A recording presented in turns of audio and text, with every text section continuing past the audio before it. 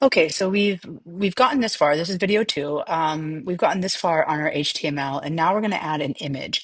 So, like I said in the previous video, I wanted to add the image of the meme with dog in burning room.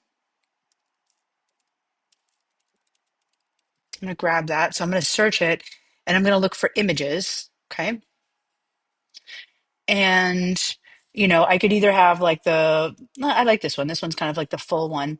I'm going to right click on it, and I'm going to say save image as. Okay. And I'll say meme dog. All right. And I want to make sure that it saves on the desktop. Okay. Now it looks like it's been saved. It's a JPEG file. Okay. Now, in order to add this into my HTML, the first thing I need to do is actually go to the files. We've never done this before. We didn't have to do this with Python. So go to files, say new, and upload. Okay. And you can either find it by browsing, or you can actually click and drag it in here. Okay.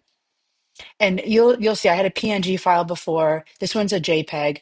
I think the web P files will also work. We can try them, but I'm just going to say add file, and it's going to be part of my file right here. I'm actually going to rename it so that there's an underscore here instead of a space, because sometimes if there's a space, there's a problem here. Okay, so this right here um, is the URL that it's going to need. So I'm going to copy that. Okay. Now I want to put the image here. So the way you put an image is, and so this is going to show up. It's between the H2 and the paragraph tag. So in my web page, it's going to show up right here. Okay. Notice I could like put a lot of spaces here on my HTML document, and if I refresh it, it doesn't mean that there's spaces on the right side, which is your web page. Just because you have spaces here on the left side, which is your HTML behind the scenes document, does not mean it doesn't equate to spaces on your actual um, on your actual web page. There's code that you have to do. I think it's called BR in order to create spaces. Yeah, see that created a space right there. This code creates like a line space. That's more advanced. You don't really need to know that, but just in case you would like to do that.